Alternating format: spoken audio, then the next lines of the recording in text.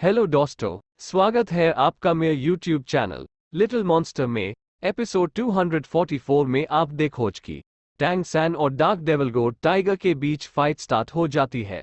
Tang San को देखकर dark devil गोड टाइगर की ब्लडी रेड आइज चमक उठती है। सीगो ट्राइडेंट के सामने इवन टाइटल डोलुओ तक की हवा निकल जाती है। वह डार्क डेविल गोड टाइगर बेखौफ खड़ा था। डार्क डेविल गोड टाइगर टैंग सैन को देखकर एक्साइटेड हो जाता है। डार्क डेविल गोड टाइगर अपने पंजों को उठाकर धीरे धीरे टैंग सैन की ओर बढ़ता है। ट्राइडेंट से निकलने वाली डिवाइन लाइट के सामने भी बिना घबराए डार्क डेविल गॉड टाइगर निडर होके खड़ा था। इसी से डार्क डेविल गॉड टाइगर के स्ट्रेंथ का पता चलता है। दूसरी तरफ टैंग सैन के राइट एंड लेफ्ट दोनों आर्म्स एक्साइटमेंट से गर्म होने लग जाते हैं। ये heat titan giant ape left arm soul bone और the sky blue bull python right arm soul bone से निकल रही थी। बिकॉज उन सोल बोन में जो जायंट टाइटन एप और स्काई ब्लू बुल पाइथन के स्पिरिट्स है, उन्होंने डार्क डेविल गॉड टाइगर को पहचान लिया था। दोनों सोल बोन के स्पिरिट्स की एक्साइटमेंट को देखकर टैंग सैन इमीडिएटली समझ जाता है कि जरूर डमिंग और मिंग का इस डार्क डेविल गॉड टाइगर के साथ कोई हिस्ट्री है, जो कि फ्रेंडली तो बिल्कुल नहीं है। टैंग सैन समझ गया कि किंग्स ऑफ द फॉरेस्ट से दुश्मनी लेने के बाद भी अगर ये dark devil god tiger Tang San के सामने जिंदा खड़ा है तो इसका मतलब यही है कि डार्क डेविल गॉड टाइगर उम्मीद से ज्यादा पावरफुल है। डामिंग और मिंग की इस डार्क डेविल गॉड टाइगर से बहुत बार फाइट हुई थी, बट वो दोनों भी इस डार्क डेविल गॉड टाइगर को डायरेक्टली मार नहीं पाते थे।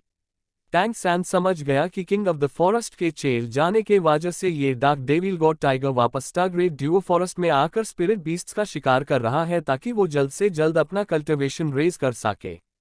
दूसरी तरफ डार्क डेविल गॉड टाइगर ये समझ गया कि इतने सारे स्पिरिट बीस्ट्स को मारने से अच्छा अगर वो टैंग सैन को मार के खल्ल तो वो अपना सेंचुरी मिलेनियम का कल्टिवेशन एज पूरा कर लेगा। Dark devil god tiger Tang San के ट्राइडेंट को देखकर थोड़ा रेस्टलेस तो था, बट वो भी कभी किसी ह्यूमन से हारा नहीं था। उससे अपनी स्ट्रेंथ पर पूरा कॉन्फिडेंस है। डार्क डेविल गॉड टाइगर के माइंड में पूरा डेटा फ्लैश होता है और दूसरी तरफ टैंग सैन का डिविनिटी भी हैवी हो जाता है। टैंग सैन अपने माइंड में सोचता है कि जिस स्पिरिट बीस्ट को डामिंग और मिंग भी नहीं मार पाए, उस स्पिरिट बीस्ट को मारना इजी तो नहीं होगा।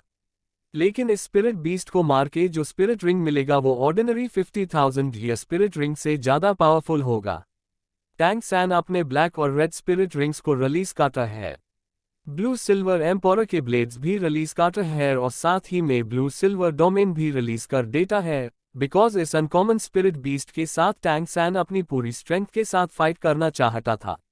दूसरी तरफ डार्क डेविल गॉड टाइगर अपनी डार्क डेविल गॉड हुक को धीरे धीरे रेज करता है।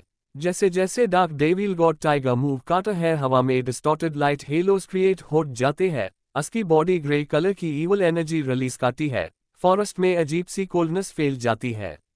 इस तरह की कोल्डनेस टैंग सैन ने तब फील की थी जब वो बिबी डॉन के second spirit soul eating spider emperor से फाइट कर रहा था।